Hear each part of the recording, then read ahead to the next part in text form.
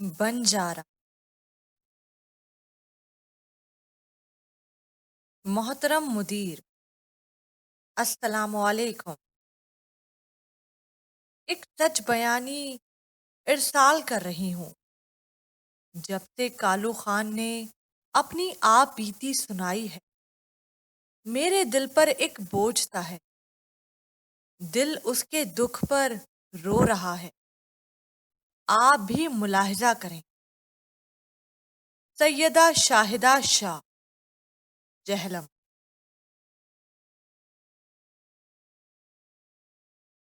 बंजारा।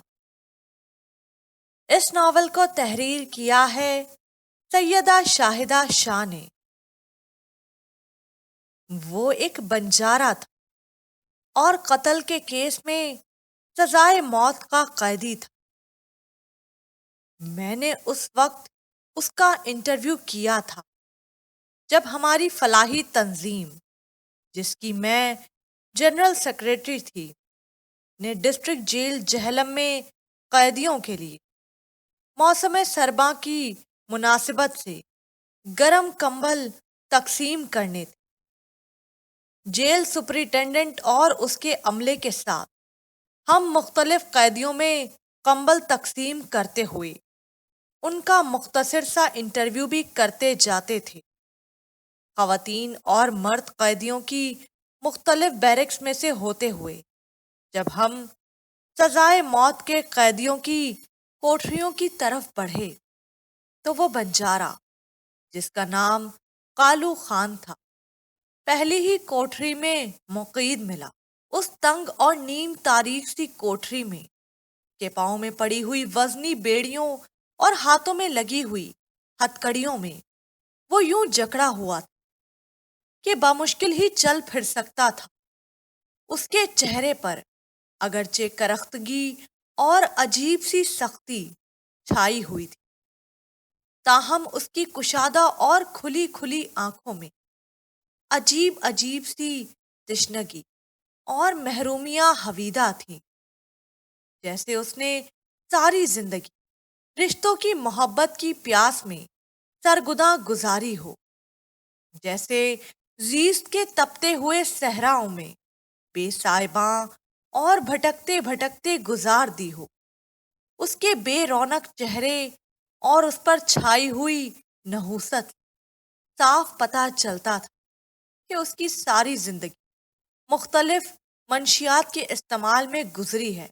हालांकि जेल के रिकॉर्ड के मुताबिक उसकी उम्र 35 साल थी। इस उम्र में जवानी यूं टूट कर आती है कि इंसान की रानों तले दबा हुआ घोड़ा भी महसूस करता है कि उसकी पीठ पर बैठा हुआ घुड़सवार कोई जवान जहान है। मगर मुख्तलिफ नशों के इस्तेमाल ने उसके जिस्म को यूं खोखला कर दिया था कि यूं लगता था कि तेज हवा का कोई झोंका उसे उड़ा कर ले जाएगा। जेल के अमले से ही पता चलता था कि उसने अपने माँ बाप को कत्ल किया है। इस कत्ल के पीछे असल मुहरिकात क्या थे, ये ना उसने पुलिस को बताए और ना ही पुलिस ने ये मुहरिकात जानने की कोशिश की।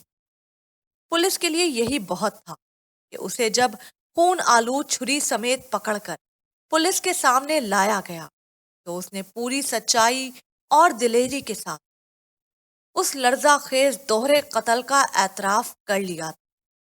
अदालत में उसने पुलिस को कतन परेशान नहीं किया था। यही वजह थी कि कत्ल का ये मुकदमा बहुत कम अरसे चला और उसे अदालत ने सजाए मौत सुना दी।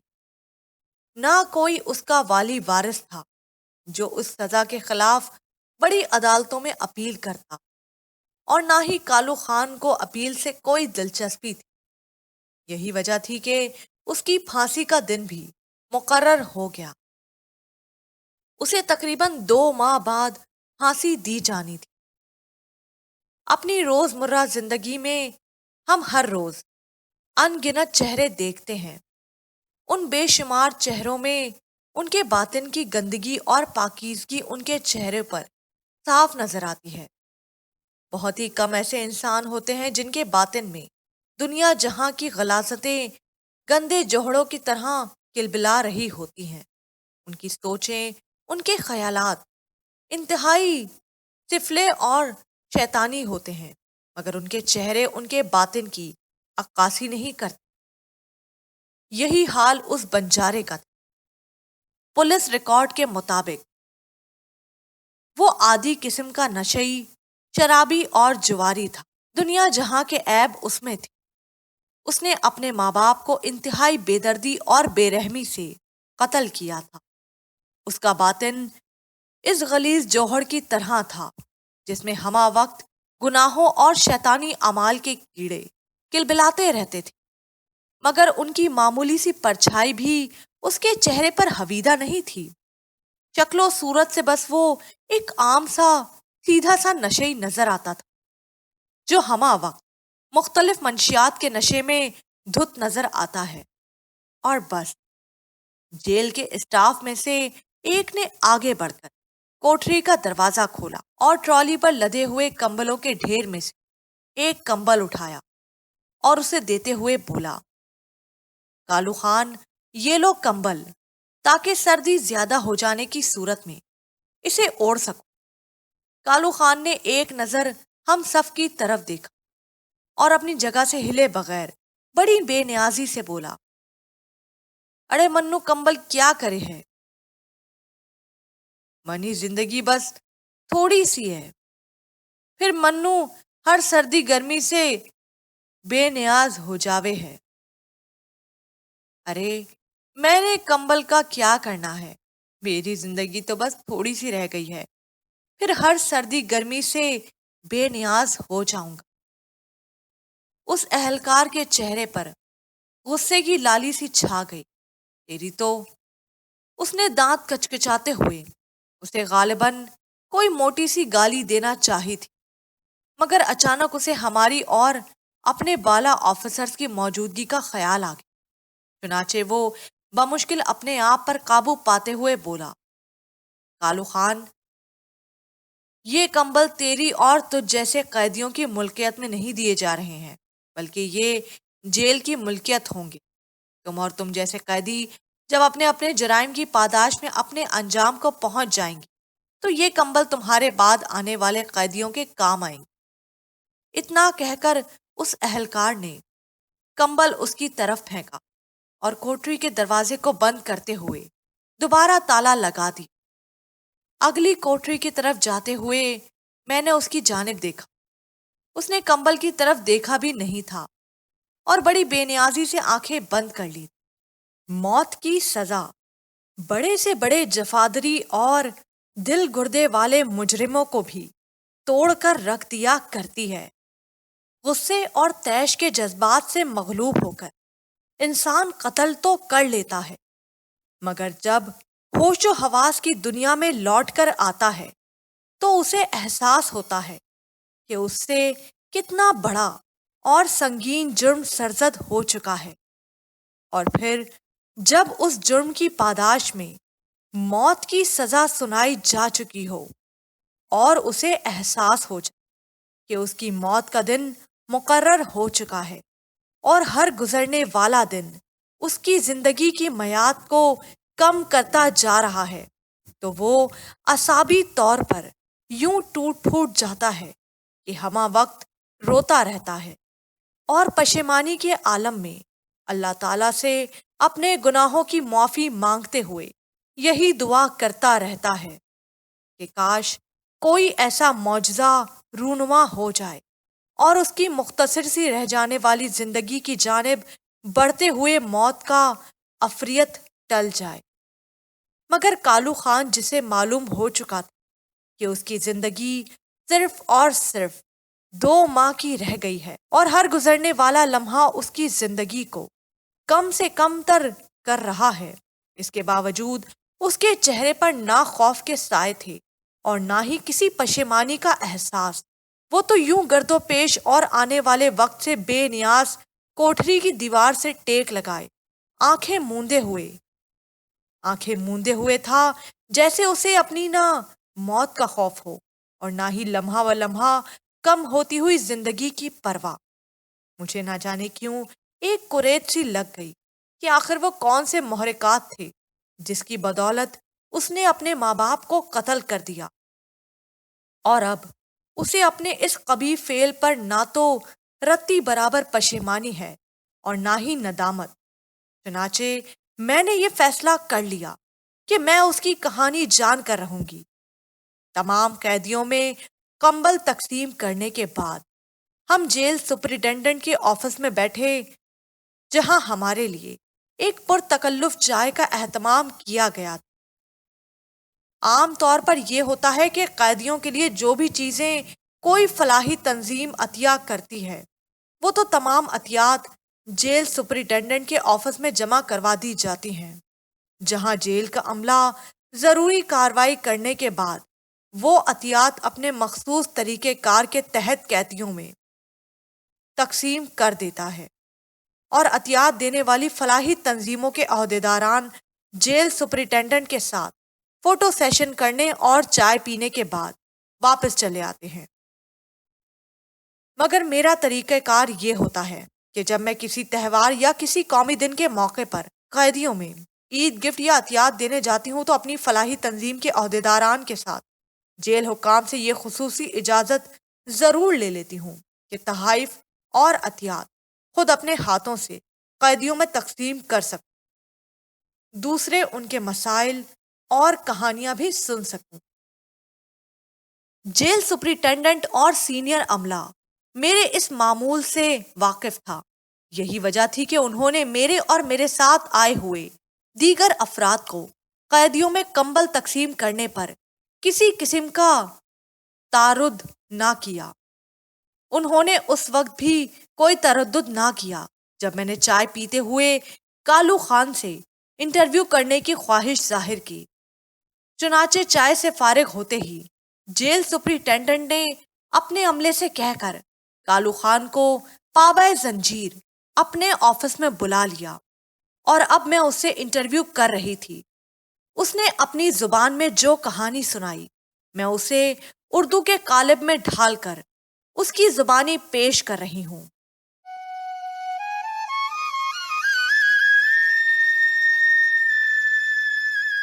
میرا تعلق اس قبیلے سے ہے جسے خانہ بدوش، پکھی داس، بنجارے، چنگڑ اور نہ جانے کن کن ناموں سے پکارا جاتا ہے۔ ہم لوگوں کا کوئی مذہب، کوئی دین، کوئی ضابطۂ حیات اور کوئی ضابطۂ اخلاق نہیں ہوتا۔ جانوروں کی طرح ہمیں پیٹ بھرنے، اولاد پیدا کرنے اور زندگی گزارنے سے غرض ہوتی ہے۔ حلال اور حرام ہمارے لیے کوئی معنی نہیں رکھتے۔ ہمارے قبیلے کے لوگ کسی ایک شہر، گاؤں یا جگہ پر ٹک کر نہیں رہتے، بلکہ جہاں چاہا اور جتنا عرصہ چاہا جھگیاں لگا لیں، اور جب وہاں سے دل اوب گیا تو جھگیاں اکھیڑیں، انہیں گدھا گاڑیوں پر لادا اور نئی جگہوں کی تلاش میں چل دیے۔ میں نے بنجاروں کے جس قبیلے میں آنکھ کھولی، وہ بھی ایک ایسا ہی قبیلہ تھا جو پاکستان کے مختلف علاقوں میں تھوڑی تھوڑی مدت کے لیے قیام کرتا اور پھر نئے شہر، قصبے اور علاقوں کی جانب کوچ کر جاتا۔ ہمارے قبیلے میں بہت سے جرائم پیشہ مرد اور عورتیں بھی تھیں۔ مردوں میں کچھ لوگ بظاہر بندر، ریچھ اور مختلف سدھارے ہوئے جانور لے کر گلی محلوں میں کھیل تماشے دکھانے نکل جاتے، اور عورتیں رنگین کاغذ کے کھلونے مثلاً کاغذی گھوڑے وغیرہ بنا کر ٹوکریوں میں سجاتی اور آلی الصبح بیچنے نکل جاتی۔ مگر ان سب کی آڑ میں وہ اس سارے علاقے کی ریکی کرتی، اور جہاں جہاں بھی انہیں اپنے ٹارگٹ نظر آتے وہ واپس آ کر اپنے ساتھیوں کو خبر کر دیتی۔ پھر ان کی نشاندہی پر ان کے ساتھی چوری، ڈاکے اور دیگر جرائم اتنی استادی سے کرتے کہ ان کا کوئی سراغ ہی نہ ملتا۔ ہمارے قبیلے کے کچھ افراد منشیات فروش بھی تھے، جو منشیات کا لین دین بڑی رازداری سے کرتے تھے۔ ہمارے قبیلے کا ایک سردار بھی ہوتا تھا جو اپنے قبیلے کے تمام جرائم پیشہ سے باقاعدہ حصہ وصول کرتا تھا، اور اس کے عوض وہ انہیں تھانے کچہریوں سے محفوظ رکھتا تھا۔ ہمارے قبیلے کے بچے، بچیاں اور جوان لڑکیاں گداگر بھی تھیں، جو آلی الصبح علاقے کے مختلف بارونق چوراہوں، bus stop, rickshaw stand, wagon stop, railway station اور دیگر پرہجوم جگہوں پر بھیک مانگنے پہنچ جاتی، شام کو جھولی بھر کر لاتی اور قبیلے کے سردار کا حصہ اس کی جھگی میں پہنچا کر اپنی اپنی جھگیوں میں پہنچ جاتی۔ ہمارے اس قبیلے میں بہت سے ایسے جرائم پیشہ بھی تھے جو قتل، ڈکیتی اور دیگر مختلف سنگین جرائم میں ملک بھر کی پولیس کو مطلوب تھے۔ ان کی گرفتاری پر حکومت نے بڑے بڑے انعامات مقرر کر رکھے تھے، مگر وہ ایک معقول رقم کے عوض ہمارے سردار کی پناہ میں تھے، روپوشی کی زندگی بسر کر رہے تھے۔ میرے ہوش سنبھالتے ہی مجھے بھی قبیلے کی روایت اور رواج کے مطابق دیگر بچوں کے ساتھ بھیک مانگنے کے لیے بھیج دیا گیا۔ گویا میری عملی زندگی کا آغاز ہو گیا۔ مجھے یہ سب کچھ نہ جانے کیوں اچھا نہیں لگتا تھا۔ میری عمر کے تمام لڑکے اور لڑکیاں شام کو تھیلے بھر بھر کر بھیک لایا کرتی تھیں، مگر میرے تھیلے میں بہت کم پیسے ہوتے۔ اس کی وجہ یہ تھی کہ میں دیکھتا تھا کہ میرے ساتھی بس اسٹاپ، لاری اڈے، ریلوے اسٹیشن اور دیگر بارونق چوراہوں، سڑکوں پر ہر آنے جانے والے کے ساتھ یوں چپک جاتے اور اس طرح کی بھرپور ایکٹنگ کرتے کہ ان لوگوں کو، ان بھکاریوں اور بھکارنوں کو کچھ دیے بغیر جان چھڑانی مشکل ہو جاتی، اور وہ کچھ نہ کچھ ان کو دے کر ہی آگے بڑھتے تھے۔ مگر میں ان سب سے الگ تھلگ بالکل خاموش کھڑا رہتا، نہ کسی کے سامنے ہاتھ پھیلاتا اور نہ ہی منہ سے کچھ بولتا۔ تاہم چونکہ میرا حلیہ مانگنے والوں جیسا ہی ہوتا، اس لیے کوئی خدا ترس اور اللہ کا نیک بندہ مجھے کچھ نہ کچھ میرے کچھ کہے بنا ہی دے جاتا۔ یہی وجہ تھی کہ کم بھیک لانے پر اکثر سردار اور ماں باپ سے میری پٹائی بھی ہو جاتی تھی۔ شروع میں انہیں شک تھا کہ میں پیسے خود دبا جاتا ہوں، اس لیے میری بھرپور جامہ تلاشی لی جاتی، مگر جب میرے ساتھیوں نے بتایا کہ میں بھیک نہیں مانگتا بلکہ سب سے الگ تھلگ رہتا ہوں، تو ان کے سارے شکوک و شبہات رفع تو ہو گئے، تاہم کم بھیک لانے کے جرم میں میری سزا اور مار پیٹ جاری رہتی۔ ماں باپ اور سردار کا خیال تھا کہ میں وقت گزرنے کے ساتھ ساتھ بھیک مانگنے کے سارے گر سیکھ جاؤں گا، مگر 14 سال کی عمر ہو جانے کے باوجود بھی میری کارکردگی مایوس کن ہی رہی، تو سردار کے مشورے پر میرے ماں باپ نے میری لائن بھیک مانگنا بدل دی۔ اب میرے ماں باپ نے مجھے قبیلے کے ان استادوں کے سپرد کر دیا جو جرائم پیشہ تھے اور مختلف جرائم مثلاً منشیات فروشی، چوری چکاری، ڈاکہ زنی، حتیٰ کہ قتل کرنے سے بھی دریغ نہیں کرتے تھے۔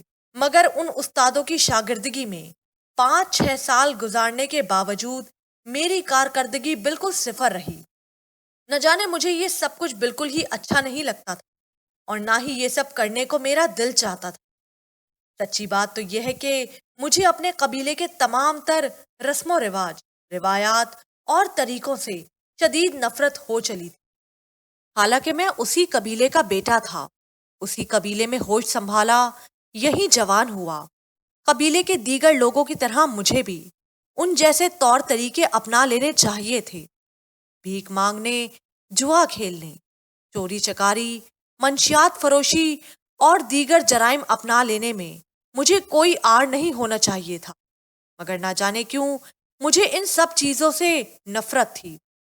کئی دفعہ اپنی خواہشات کو مار کر میں نے اس قبیلے کی دنیا اور ماحول میں اپنے آپ کو ڈھال لینا چاہا، مگر نہ جانے کیوں میں اپنے آپ کو اس قبیلے کے ماحول میں ڈھال نہ سکا اور نہ ہی یہاں کی روایات و رسم و رواج اپنا سکا، جس کا نتیجہ یہ نکلا کہ میں پورے قبیلے کے لیے اچھوت تو بن ہی گیا تھا، خود اپنے ماں باپ اور سردار کی نظروں میں معتوب بھی ٹھہرا۔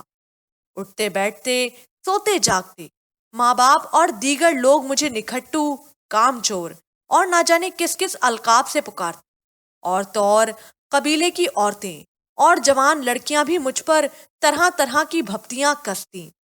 شہر شہر، گاؤں گاؤں، قصبے قصبے، عارضی پڑاؤ کے ساتھ ساتھ وقت گزرتا رہتا، اور میں عمر کی منازل طے کرتا رہا۔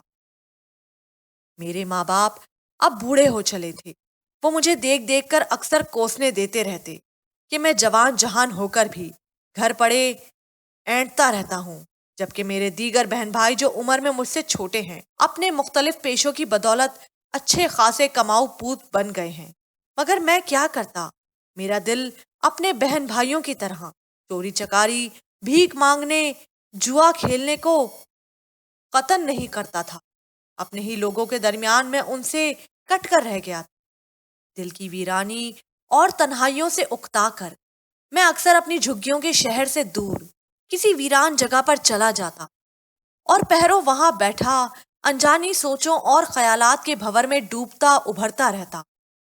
میں ہر وقت یہی سوچتا رہتا کہ اللہ تعالیٰ نے جب مجھے اس قبیلے میں پیدا کیا، یہی پروان چڑھایا، تو پھر کیا وجہ ہے کہ میں اس قبیلے میں اپنے آپ کو تنہا تنہا محسوس کرتا ہوں۔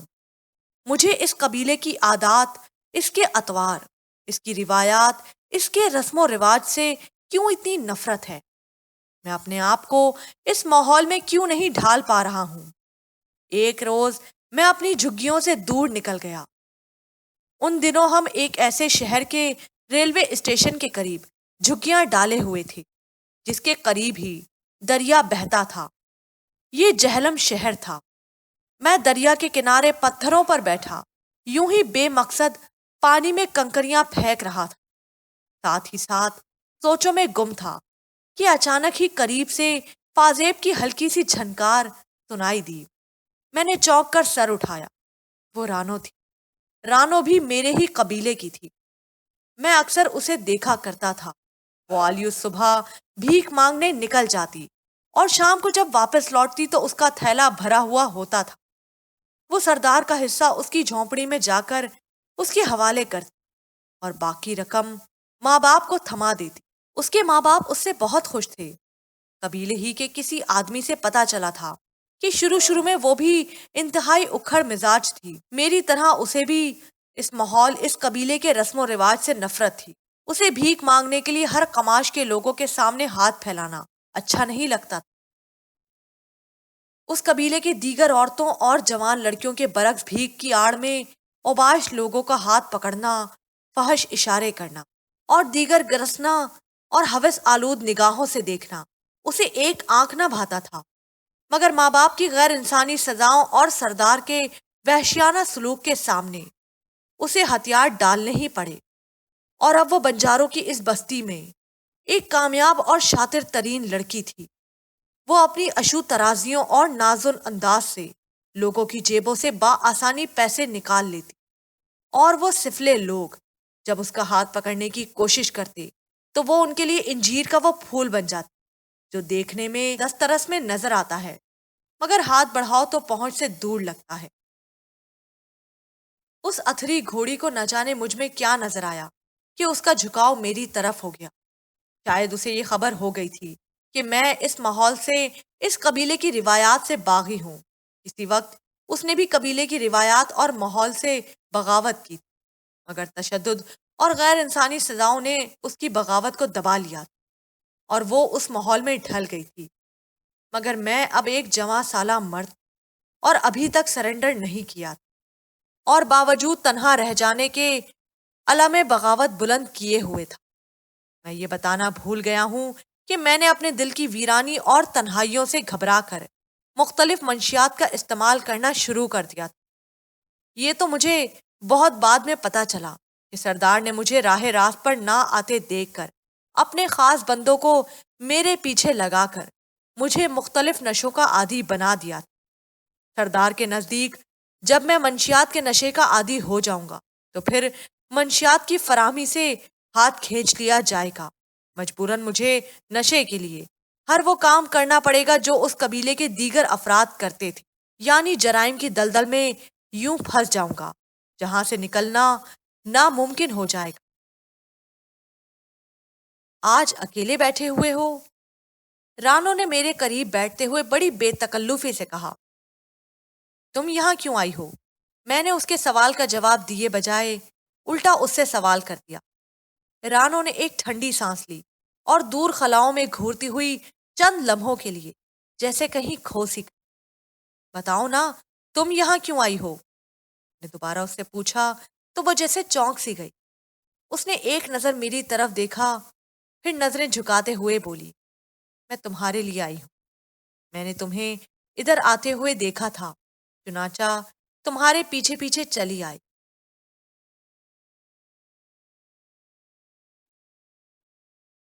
آج اکیلے بیٹھے ہوئے ہو؟ رانو نے میرے قریب بیٹھتے ہوئے بڑی بے تکلفی سے کہا۔ تم یہاں کیوں آئی ہو؟ میں نے اس کے سوال کا جواب دینے کے بجائے الٹا اس سے سوال کر دیا۔ رانو نے ایک ٹھنڈی سانس لی اور دور خلاؤں میں گھورتی ہوئی چند لمحوں کے لیے جیسے کہیں کھو سی گئی۔ بتاؤ نا، تم یہاں کیوں آئے ہو؟ میں نے دوبارہ اس سے پوچھا تو وہ جیسے چونک سی گئی۔ اس نے ایک نظر میری طرف دیکھا، پھر نظریں جھکاتے ہوئے بولی، میں تمہارے لیے آئی ہوں۔ میں نے تمہیں ادھر آتے ہوئے دیکھا تھا، چنانچہ تمہارے پیچھے پیچھے چلی آئی۔ مگر کیوں؟ میں نے حیرت سے پوچھا۔ اس پورے قبیلے میں میرے ساتھ تو ایسا کوئی نہیں کرتا۔ ہر کسی کی نظر میں نکھٹو ہوں، کام چور ہوں، خود میرے والدین بھی مجھے اچھا نہیں سمجھتے۔ میں نے آزردہ لہجے میں کہا۔ رانو چند لمحے میری طرف دیکھتی رہی، پھر بڑی بے باکی سے میرا ہاتھ تھامتے ہوئے بولی، مگر میں تو تمہیں بہت ہی اچھا سمجھتی ہوں، اور اس اچھا لگنے کی وجہ یہ ہے کہ تم نے بھی میری طرح اس ماحول کو دل سے نہیں اپنایا۔ فرق صرف یہ ہے کہ تم ابھی تک قبیلے والوں اور بالخصوص سردار کے سامنے نہیں جھکی، جبکہ میں ہار گئی۔ مگر یقین کرو، باوجود ہار جانے کے میں اس ماحول سے اب بھی نفرت کرتی ہوں، شدید اور بے انتہا نفرت۔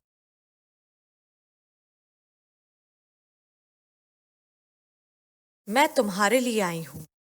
میں نے تمہیں ادھر آتے ہوئے دیکھا تھا، چنانچہ تمہارے پیچھے پیچھے چلی آئی۔ مگر کیوں؟ میں نے حیرت سے پوچھا۔ اس پورے قبیلے میں میرے ساتھ تو ایسا کوئی نہیں کرتا۔ ہر کسی کی نظر میں نکھٹو ہوں، کام چور ہوں، خود میرے والدین بھی مجھے اچھا نہیں سمجھتے۔ میں نے آزردہ لہجے میں کہا۔ رانو چند لمحے میری طرف دیکھتی رہی، پھر بڑی بے باکی سے میرا ہاتھ تھامتے ہوئے بولی، مگر میں تو تمہیں بہت ہی اچھا سمجھتی ہوں، اور اس اچھا لگنے کی وجہ یہ ہے کہ تم نے بھی میری طرح اس ماحول کو دل سے نہیں اپنایا۔ فرق صرف یہ ہے کہ تم ابھی تک قبیلے والوں اور بالخصوص سردار کے سامنے نہیں جھکے، جبکہ میں ہار گئی۔ مگر یقین کرو، باوجود ہار جانے کے میں اس ماحول سے اب بھی نفرت کرتی ہوں، شدید اور بے انتہا نفرت۔ رانو، میں نے آزردہ لہجے میں کہا، اس قبیلے سے ہی ہماری بقا ہے۔ جس طرح مچھلیوں کی زندگی پانی سے مشروط ہوتی ہے، اسی طرح ہماری زندگیاں بھی اسی قبیلے سے جڑی ہوئی ہیں۔ ہم تہذیب و اخلاق سے عاری وہ لوگ ہیں جن کا کوئی مذہب ہے نہ حلال و حرام کی تمیز۔ جانوروں کے بھی زندگی گزارنے کے کچھ اصول ہوتے ہیں، مگر ہم تو جانوروں سے بدتر ہیں۔ نہ زندگی گزارنے کا قرینہ ہے، نہ جینے کا کوئی مقصد، بس جائز ناجائز طریقے سے کھانا پینا، بچے پیدا کرنا، کریا کریا گھومتے پھرتے زندگی گزارنا اور مر جانا، بس یہ ہے ہماری زندگی۔ تم شاید مجھ تہذیب و تمدن سے آری ایک اجڑ اور گنوار سے بنجارے کے منہ سے ایسی باتیں اور خیالات سن کر حیران تو ضرور ہوتی ہوگی۔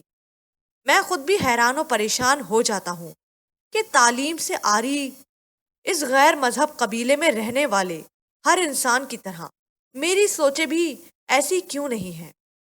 میں کیوں ان جاہل بنجاروں کی طرح زندگی گزارنے، ان کے انداز و اطوار اور عادات اپنانے سے گریزا ہوں؟ میں اپنے اس آبائی قبیلے میں کیوں تنہا تنہا سا پھرتا ہوں؟ جواب دو مجھے رانو، جواب دو۔ میں نے اس کے ہاتھوں سے اپنا ہاتھ نکالتے ہوئے اسے جھنجھوڑ ڈالا۔ کالو خان، وہ مجھے حیرت سے دیکھتے ہوئے بولی، یہ یہ تم کیسی باتیں کر رہے ہو آج؟ کیا تم یقین کرو گے کہ میرے دل و دماغ میں بھی ایسے ہی خیالات آتے تھے، مگر جس سلیقے سے تم نے اپنے دلی جذبات کا اظہار کیا ہے میں اسے بیان نہیں کر سکتی تھی، بس سوچ کر رہ جاتی ہوں۔ اس روز میں اور رانو دیر تک وہاں بیٹھے باتیں کرتے رہے، اور جب اٹھے تو ہم ایک دوسرے کے دلوں اور روحوں میں یوں سما چکے تھے جیسے ہم بچپن سے ایک دوسرے کو جانتے ہوں۔ رانو چند لمحے میری طرف دیکھتی رہی، پھر بڑی بے باکی سے میرا ہاتھ تھامتے ہوئے بولی، مگر میں تو تمہیں بہت ہی اچھا سمجھتی ہوں، اور اس اچھا لگنے کی وجہ یہ ہے کہ تم نے بھی میری طرح اس ماحول کو دل سے نہیں اپنایا۔ فرق صرف یہ ہے کہ تم ابھی تک قبیلے والوں اور بالخصوص سردار کے سامنے نہیں جھکے، جبکہ میں ہار گئی۔ مگر یقین کرو، باوجود ہار جانے کے میں اس ماحول سے اب بھی نفرت کرتی ہوں، شدید اور بے انتہا نفرت۔ رانو، میں نے آزردہ لہجے میں کہا، اس قبیلے سے ہی ہماری بقا ہے۔ جس طرح مچھلیوں کی زندگی پانی سے مشروط ہوتی ہے، اسی طرح ہماری زندگیاں بھی اسی قبیلے سے جڑی ہوئی ہیں۔ ہم تہذیب و اخلاق سے عاری وہ لوگ ہیں جن کا کوئی مذہب ہے نہ حلال و حرام کی تمیز۔ جانوروں کے بھی زندگی گزارنے کے کچھ اصول ہوتے ہوں گے، مگر ہم تو جانوروں سے بھی بدتر ہیں۔ نہ زندگی گزارنے کا قرینہ ہے، نہ جینے کا کوئی مقصد، بس جائز ناجائز طریقے سے کھانا پینا، بچے پیدا کرنا، کریا کریا گھومتے پھرتے زندگی گزارنا اور مر جانا، بس یہ ہے ہماری زندگی۔ تم شاید مجھے تم شاید مجھ تہذیب و تمدن سے آری ایک اجڑ اور گنوار سے بنجارے کے منہ سے ایسی باتیں اور خیالات سن کر حیران تو ضرور ہوگی۔ میں خود بھی حیران و پریشان ہو جاتا ہوں کہ تعلیم سے آری اس غیر مذہب قبیلے میں رہنے والے ہر انسان کی طرح میری سوچیں بھی ایسی کیوں نہیں ہے۔ میں کیوں ان جاہل بنجاروں کی طرح زندگی گزارنے، ان کے انداز و اطوار اور عادات اپنانے سے گریزاں ہوں؟ میں اپنے اس آبائی قبیلے میں کیوں تنہا تنہا سا پھرتا ہوں؟ جواب دو مجھے رانو، جواب دو۔ میں نے اس کے ہاتھوں سے اپنا ہاتھ نکالتے ہوئے اسے جھنجھوڑ ڈالا۔ کالو خان، وہ مجھے حیرت سے دیکھتے ہوئے بولی، یہ تم کیسی باتیں کر رہے ہو آج؟ کیا تم یقین کرو گے کہ میرے دل و دماغ میں بھی ایسے ہی خیالات آتے تھے، مگر جس سلیقے سے تم نے اپنے دلی جذبات کا اظہار کیا ہے میں اسے بیان نہیں کر سکتی تھی، بس سوچ کر رہ جاتی تھی۔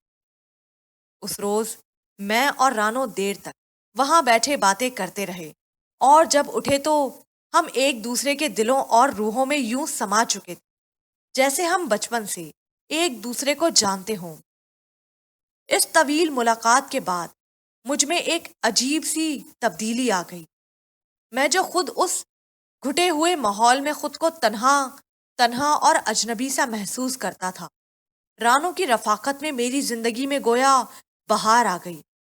یہی قبیلہ، یہی جھگیاں جہاں کا ماحول مجھے ہمیشہ پریشان کیے رکھتا تھا، رانو کی محبت میں اب یہی سب کچھ مجھے بہت خوبصورت اور حسین لگنے لگا تھا۔ اب جب بھی رانو فارغ ہو کر آتی، ہم دریا کی طرف نکل جاتے اور گھنٹوں وہاں بیٹھے سنہرے مستقبل کے حسین خواب دیکھتے رہتے۔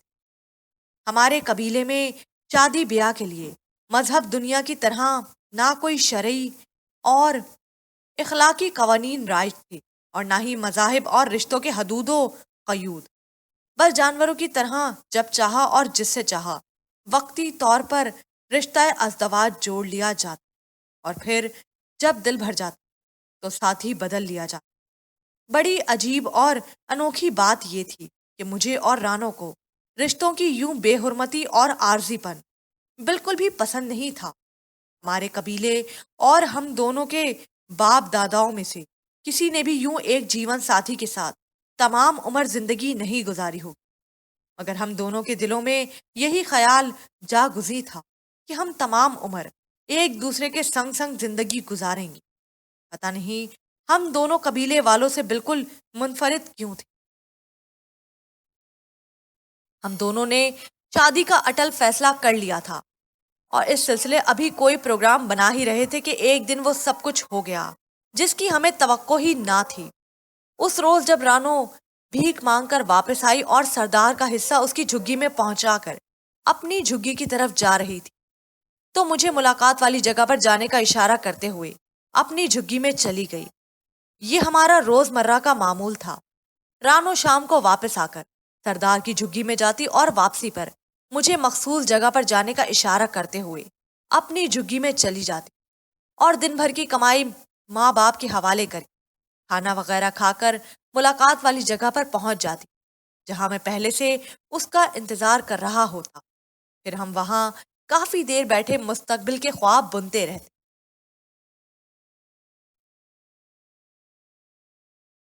رات کا وقت ہے، تو اس وقت کہاں جا رہی ہے؟ باپ نے لڑکھڑاتی ہوئی آواز میں پوچھا۔ تجھے نشے پانی کے لیے میں نے پیسے دے دیے ہیں نا، اب تجھے اس سے کیا کہ میں کہاں جا رہی ہوں؟ میں نے پلٹ کر جواب دیا۔ جانا کہاں ہے اس نے؟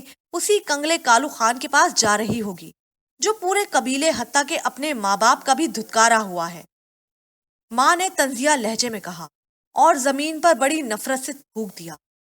زبان چلاتی ہے؟ باپ نے انتہائی غلیظ گالی دیتے ہوئے مجھے بالوں سے پکڑ کر گھسیٹ لیا۔ اپنی اوقات جانتی ہے؟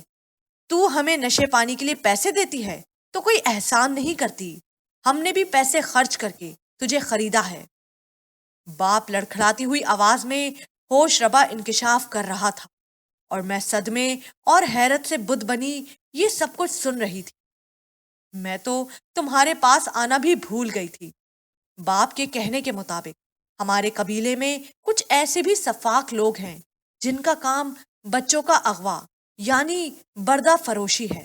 ہمارا قبیلہ جب کسی جگہ قیام کرتا ہے تو یہ گروہ جانوروں کا تماشا دکھانے اور رنگین کاغذ کے کھلونے اور غبارے بیچنے کی آڑ میں اس علاقے کی ریکی کرتے ہیں، اور جہاں کہیں موقع ملتا ہے وہ کسی چھوٹے بچے کو اغوا کر کے دوسرے شہر لے جاتے ہیں جہاں ان جیسے خانہ بدوش قبیلے کے لوگ ان بچوں کو خرید کر انہیں اپنے سانچے میں ڈھال لیتے ہیں، جن سے وہ بھیک منگوانا، منشیات فروشی، چوری چکاری کے کام لیا کرتے ہیں۔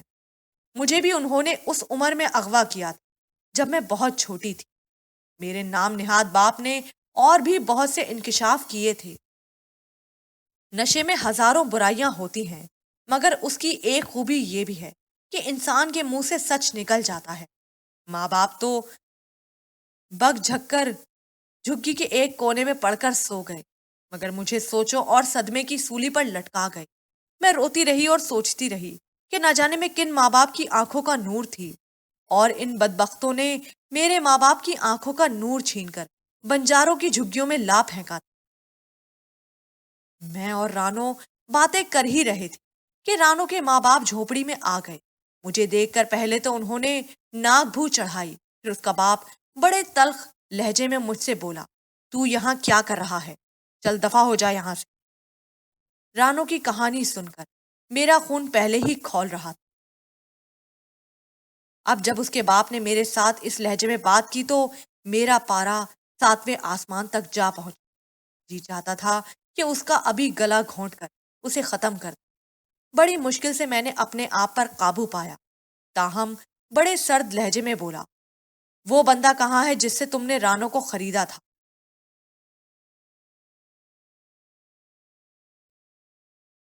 میں اور رانو باتیں کر ہی رہے تھے کہ رانو کے ماں باپ جھونپڑی میں آ گئے۔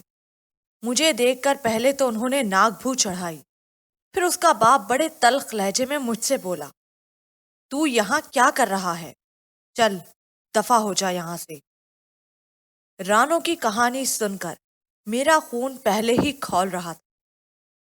اب جب اس کے باپ نے میرے ساتھ اس لہجے میں بات کی تو میرا پارا ساتویں آسمان تک جا پہنچا۔ جی چاہتا تھا کہ اس کا ابھی گلا گھونٹ کر اسے ختم کر دوں۔ بڑی مشکل سے میں نے اپنے آپ پر قابو پایا، تاہم بڑے سرد لہجے میں بولا، وہ بندہ کہاں ہے جس سے تم نے رانو کو خریدا تھا؟ کیا کرے گا پوچھ کر اس نے تمسخرانہ انداز میں میرے سوال کو ہوا میں اڑاتے ہوئے کہا۔ میرا ضبط جواب دے گیا۔ میں نے آگے بڑھ کر اس کا گلا دبوچ لیا۔ بتاتے ہو یا ابھی ٹیٹوا دبا کر تمہیں اوپر پہنچا دوں؟ میں نے اس کے گلے پر ہاتھوں کا دباؤ بڑھاتے ہوئے کہا۔ رانو کی ماں نے شور مچا دیا۔ پل بھر میں ارد گرد کی جھگیوں سے لوگ نکل آئے اور بامشکل مجھے اس سے علیحدہ کیا اور گھسیٹتے ہوئے جھوپڑی سے باہر لے گئے۔ تھوڑی ہی دیر کے بعد میں رانو، اس کے ماں باپ اور میرے ماں باپ سردار کی جھوپڑی کے سامنے کھڑے تھے۔ سردار جھوپڑی کے باہر چارپائی پر بیٹھا ہوا تھا، گویا سردار کی سربراہی میں عدالت لگ چکی۔ ہمارے بیانات ہوئے، پہلے رانو کے ماں باپ کے بیانات ہوئے، جس میں انہوں نے اصل کہانی گول کرتے ہوئے مجھ پر جھوٹا الزام عائد کرتے ہوئے کہا کہ میں ان کی بیٹی کو ایک عرصے سے ورغلا رہا تھا۔ اور آج ہماری عدم موجودگی میں یہ ہماری جھوپڑی میں اس وقت آیا جب رانو اکیلی تھی۔ اس نے دست درازی کرنا چاہی مگر اتنے میں ہم آ گئے۔ میں نے اسے ڈانٹ ڈپٹ کی تو اس نے مجھے گلا گھونٹ کر مارنے کی کوشش کی۔ اگر میری عورت کے شور مچانے پر اور لوگ نہ آ جاتے تو اس نے مجھے مار ہی دینا تھا، وغیرہ وغیرہ۔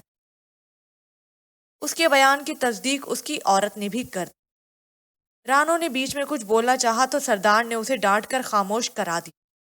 میں حیران تھا کہ خانہ بدوشوں کے اس قبیلے میں جہاں عورت کی عزت کوئی معنی نہیں رکھتی، جہاں عورت کو کھلونے اور پاؤں کی جوتی سے زیادہ اہمیت نہیں دی جاتی، وہاں رانو کے حوالے سے ایک بے بنیاد الزام مجھ پر لگا کر سردار کے روبرو کھٹیرے میں کھڑا کر دیا گیا تھا۔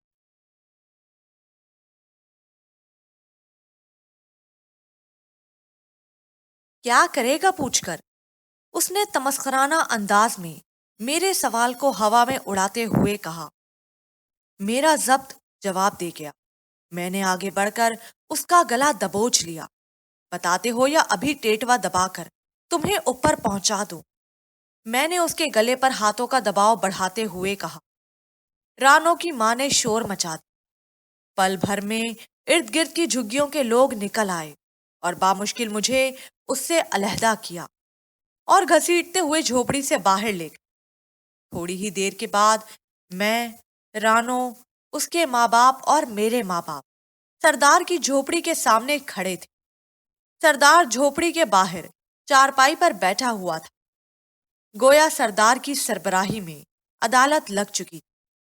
ہمارے بیانات ہوئے، پہلے رانو کے ماں باپ کے بیانات ہوئے، جس میں انہوں نے اصل کہانی گول کرتے ہوئے مجھ پر جھوٹا الزام عائد کرتے ہوئے کہا کہ میں ان کی بیٹی کو ایک عرصے سے ورغلا رہا ہوں، اور آج ہماری عدم موجودگی میں یہ ہماری جھوپڑی میں اس وقت آیا جب رانو اکیلی تھی۔ اس نے دست درازی کرنا چاہی مگر اتنے میں ہم آ گئے۔ میں نے اس کی ڈانٹ ڈپٹ کی تو اس نے مجھے گلا گھونٹ کر مارنے کی کوشش کی۔ اگر میری عورت کے شور مچانے پر اور لوگ نہ آ جاتے تو اس نے مجھے مار ہی دینا تھا، وغیرہ وغیرہ۔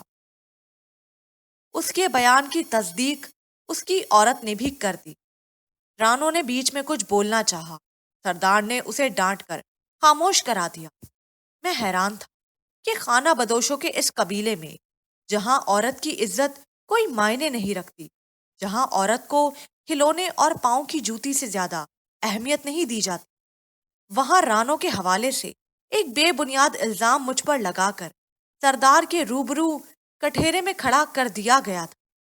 بے شک میں نے رانو کے باپ کا گلا دبایا تھا، مگر ایسے لڑائی جھگڑے تو قبیلے میں ہوتے ہی رہتے تھے اور پھر خود ہی نمٹا بھی دیے جاتے تھے۔ ہاں، جب معاملہ حد سے بڑھ جاتا تھا تب سردار کے سامنے یہ معاملہ پیش ہوتا تھا۔ میں ابھی انہی سوچوں میں گم تھا کہ سردار کی بھاری آواز گونجی۔ وہ مجھے مخاطب کرتے ہوئے اپنا موقف پیش کرنے کو کہہ رہا تھا۔ میں نے مختصراً اسے بتایا کہ مجھ پر لگایا گیا یہ الزام بالکل بے بنیاد ہے۔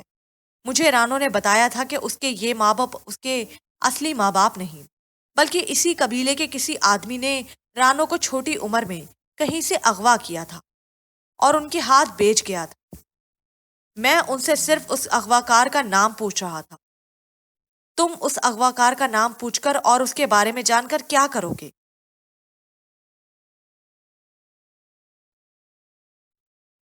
رانو نے بیچ میں کچھ بولنا چاہا تو سردار نے اسے ڈانٹ کر خاموش کرا دی۔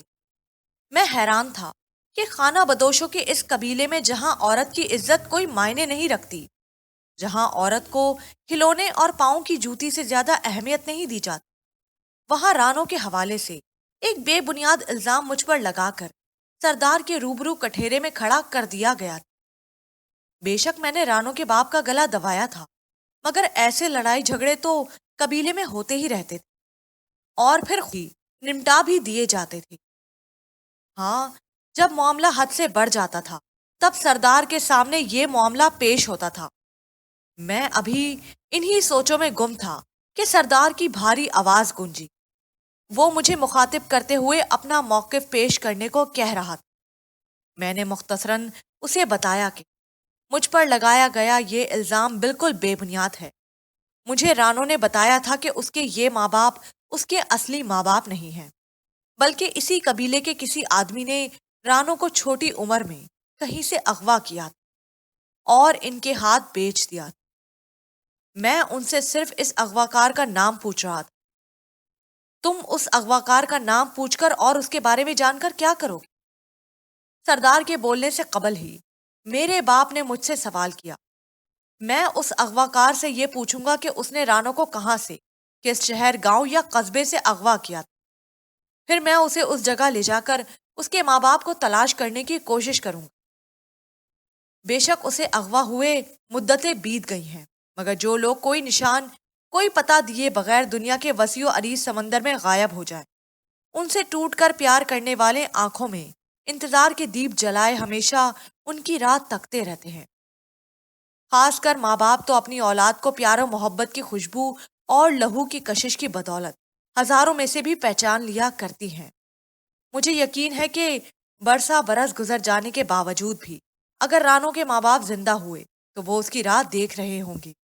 وہ اس کے ننھے منھے کپڑوں، اس کے کھلونوں، اس سے منسوب ہر شے کو اب تک سنبھالے ہوئے ہوں گے اور ان کو اپنی آنکھوں سے لگا کر چومتے ہوں گے اور روتے ہوئے اس کے لوٹ آنے کی دعائیں مانگ رہے ہوں گے۔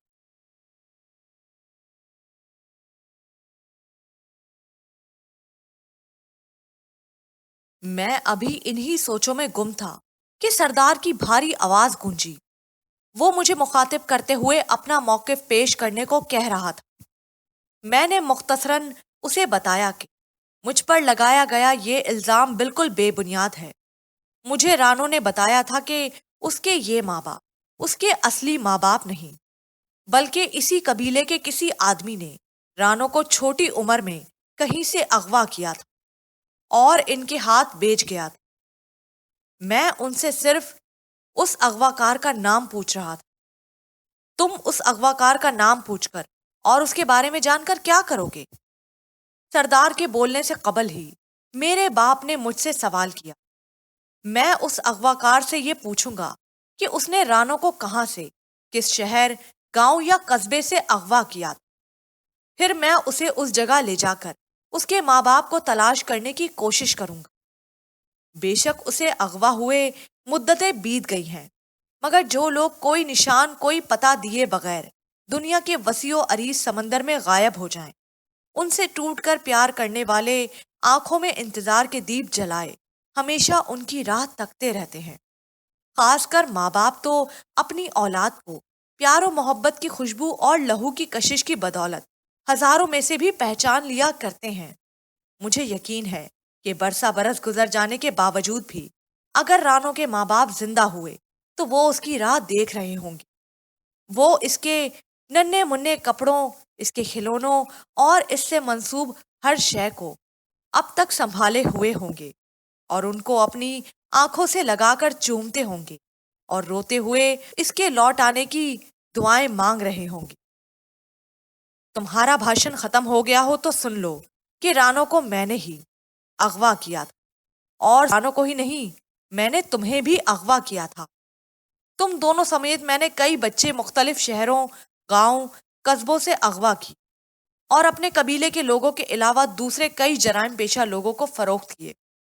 میں نے اب تک اتنے بچے اور بچیاں اغوا کی ہیں کہ نہ تو مجھے ان کی تعداد یاد ہے اور نہ ہی یہ یاد رہا ہے کہ میں نے انہیں کہاں کہاں سے اغوا کیا ہے۔ میں یہ سن کر شل رہ گیا۔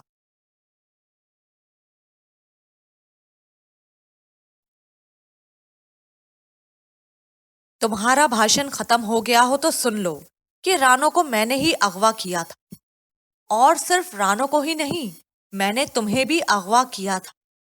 تم دونوں سمیت میں نے کئی بچے مختلف شہروں، گاؤں، قصبوں سے اغوا کیے اور اپنے قبیلے کے لوگوں کے علاوہ دوسرے کئی جرائم پیشہ لوگوں کو فروخت۔ میں نے اب تک اتنے بچے اور بچیاں اغوا کی ہیں کہ نہ تو مجھے ان کی تعداد یاد ہے اور نہ ہی یہ یاد رہا ہے کہ میں نے انہیں کہاں کہاں سے اغوا کیا ہے۔ میں یہ سن کر شل رہ گیا۔ میرے لیے یہ احساس ہی سہان روح تھا کہ میں جو ہوش سنبھالنے سے اب تک ان سفاک لوگوں کو اپنا ماں باپ اور ان جاہل، اجڑ، جنگلی اور غیر مذہب بنجاروں کو اپنا خاندان سمجھتا رہا ہوں، ان سے میرا دور دور تک بھی واسطہ نہیں۔ اب مجھے ادراک ہوا کہ میں اور رانو کیوں اب تک ان خانہ بدوشوں کے انداز و اطوار اپنا نہیں پائے تھے، کیوں ہمیں ان کے رسم و رواج، ان کی روایات، ان کے ماحول سے نفرت تھی۔ اس قبیلے کی روایات کے مطابق میں کیوں بھیک مانگنے اور دیگر قابل نفری کاموں سے اب تک گریزا تھا۔ میں نہ جانے کن کا بیٹا تھا، کن کا لہو میری شریانوں میں دوڑ رہا تھا، نہ جانے کس ماں کی گود اجاڑی تھی میرے اس نام نہاد باپ نے۔ یقیناً رانو کے ماں باپ اور قبیلے کے سردار اور دیگر تمام بجارے ان نام نہاد ماں باپ کے تمام کالے کرتوتوں سے واقف تھے۔